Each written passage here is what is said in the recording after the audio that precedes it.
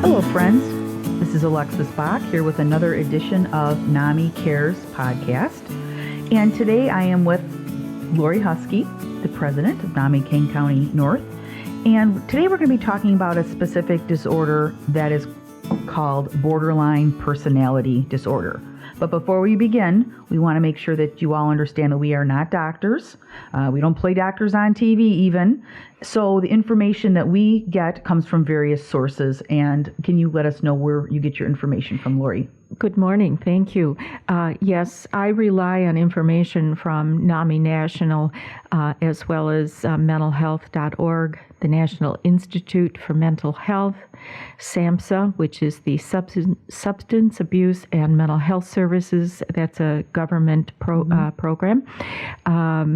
Depression and Bipolar Support Alliance, and the American Psychiatric Association for trusted information. And I always tell everyone, don't accept the first thing you read. Make sure you research everything so that you are armed with good questions and good information. I believe the new DSM-5 actually includes this diagnosis.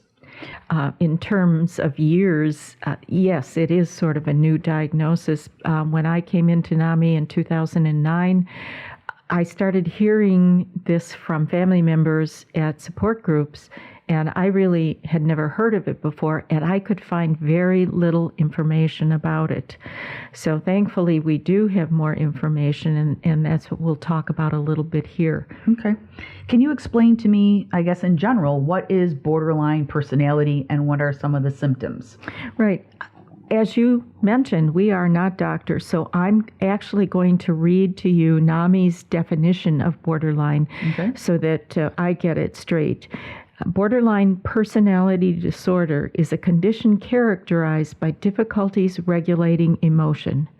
This means that people who experience BPD feel emotions intensely and for extended periods of time, and it is harder for them to return to a stable baseline after an emotionally triggering event. This difficulty can lead to impulsivity, poor self-image, stormy relationships, and intense emotional responses to stressors. Struggling with self-regulation can also result in dangerous behaviors such as self-harm, like cutting, perhaps. How common is BPD, or because it's fairly new, we're not really sure? What does the psychiatric community think? Well, the estimate is that 1.6 of the adult U.S. population has BPD, but that number may be as high as 5.9%. Nearly 75% of people diagnosed with BPD are women. Recent research suggests that men may be equally affected by BPD, but are commonly misdiagnosed with PTSD or depression. And I have to point out, we had someone we love very much that was diagnosed with bipolar. And I never felt comfortable with that diagnosis. And as we started reading some of the symptoms of BPD, we said, holy cow, this might be something that he should address with his doctors. And he did, and got the correct medications. He was not on the correct medications. So always just dig as much information out as you can, or ask trusted sources to help you out that way.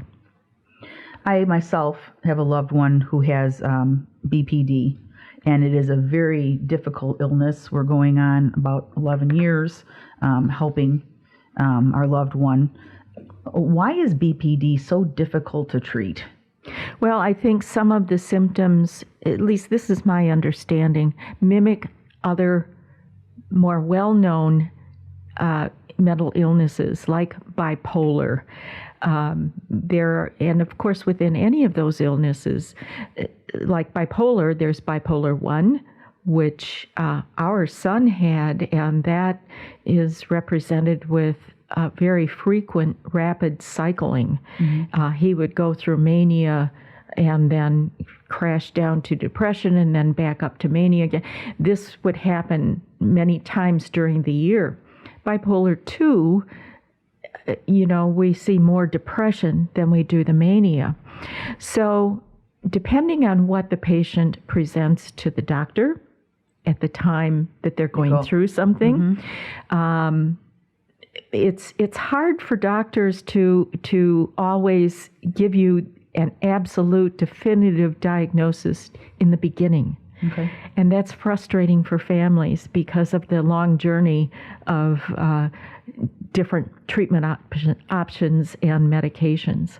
I've read a lot about the causes of BPD, and there doesn't seem to be any really solid thing that anyone could put their finger on. What I've noticed is in our family, there seems to be a very strong genetic component. So maybe if you could speak a little bit to some of the causes of this disease. Right. NAMI lists 3 possible causes. And as we keep saying, this is a fairly newly accepted diagnosis. It is said that while no specific gene or gene profile has been shown to directly cause it, studies involving twins suggest that the illness has strong hereditary links. There are environmental factors, people who've had traumatic life events. As we look at world conditions now, we see so many refugee children, and we do wonder what that's going to bring to the world, what those events are going to do or have already done to their developing brains. Any kind of childhood neglect or separation, those people are at risk. And we want to underline that. None of these things are definitive. They put some people at risk. And so that's why it's really important to get early treatment. Brain function. The emotional regulation system may be different in people with BPD, suggesting that there is a neurological basis for some of the symptoms. Specifically, the portions of the brain that control emotions and decision-making judgment may not communicate optimally with one another.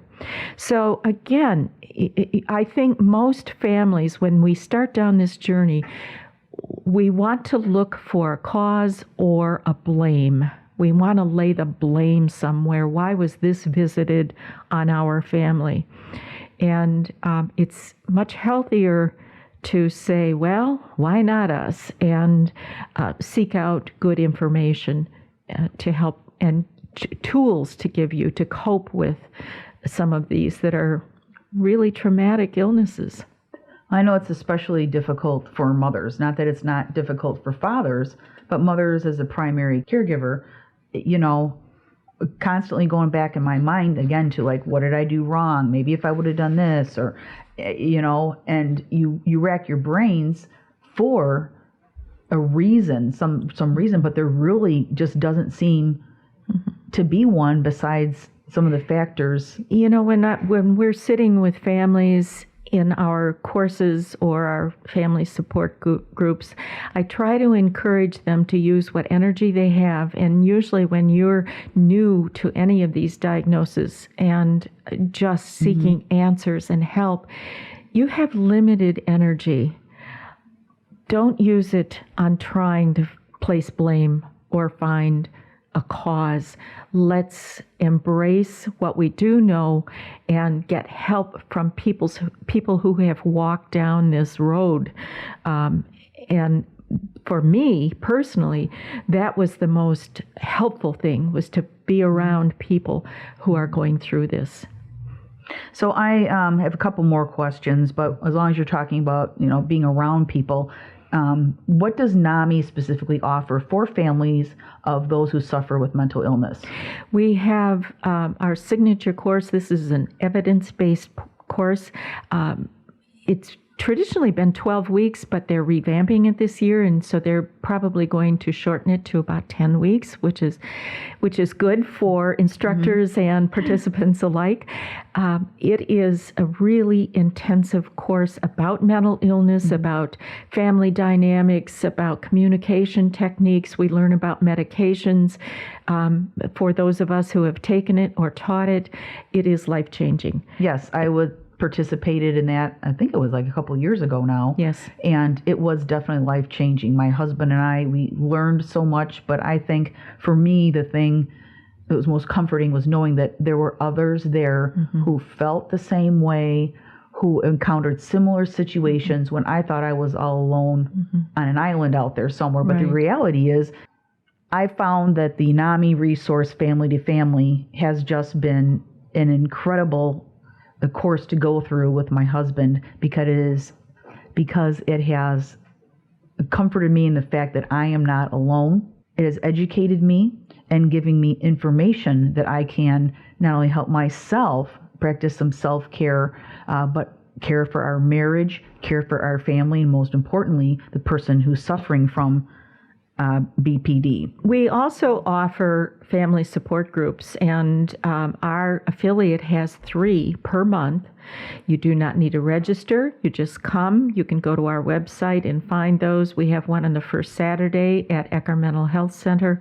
We have one at Amita St. Joseph Hospital the second Tuesday of every month, and on the third Thursday of every month we have one at Sherman Hospital. So we offer sort of a wide range of things so people can maybe fit it into their time schedule or their work schedule.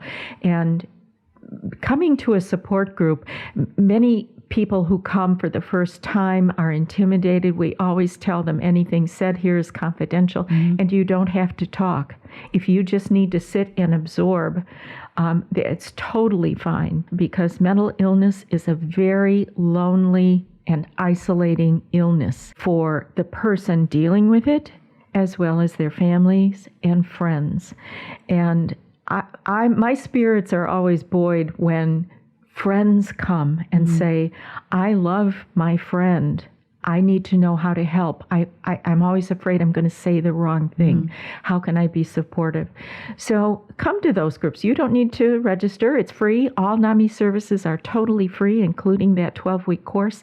And I've also said, I've taught that course 11 times, and every single time it speaks to something new in my life, because the illnesses in my family are not going away. They're not cured. And we need to continually learn how to deal with them and help aid in recovery if there's a relapse, and be helpful to our community. In terms of treatment, what can you tell me about treatment options for people who suffer with BPD? Most importantly, psychotherapy. And I'm reading from NAMI here that it is considered the cornerstone for treating this illness, because it aims to address the emotional dysregulation associated with the condition. A hallmark of effective treatment is learning to master dysregulation with coping skills, insight, and acceptance. And I want to just touch a little bit on that acceptance. Families generally in this new journey do not want to accept a diagnosis. And that's normal, it's common, and really is probably a healthy thing to research everything that the doctors have told you. It's harder even for the patient if it's a young person, as they see their schoolmates and their friends moving on to bigger and better things, seemingly. It's harder for them to accept that this is part of their life now. So we have to be patient while they go through that grieving process too. Eventually, my son didn't come to an acceptance until 7 years into his illness. That was tough. Yeah, my loved one also struggles with that, and I'll be honest, I still struggle with it. Of course. I say to myself, well, this just couldn't be, when the obvious is there. And I know that's a mind game that we play with ourselves. Well, and it's acceptance takes a while, but it does come. And what I found is that there's a lot of stigma surrounding BPD, even in the mental health community. So how can we help to understand those who suffer with this diagnosis? Well, I don't know that there are any really specific things I can say to you in your community, what you can do. I find for myself, talk about it. Talk about it. We have to be open about these things if we're going to erase any stigma. And that means invite a hospital ER physician to come and address your group and talk about that. My findings have been that many of those physicians, and in particular the nurses, do not have much training in mental health. Our NAMI support groups welcome nurses in training or anyone in the medical field in training so that they can come and hear a family viewpoint of what it does to family members so that they can take that back to their nurturing care and have perhaps a little more empathy and compassion. So again, talk about it, research it, see if there are any specific groups in your area that address this one particular illness so that you are with like-minded people. Thank you, Lori, for being with us today and giving us more information and education on borderline personality disorder. And we look forward to future podcasts where we will explore other illnesses and treatments, treatment options. And I thank you. It's my honor to be able to share this information with the community I love.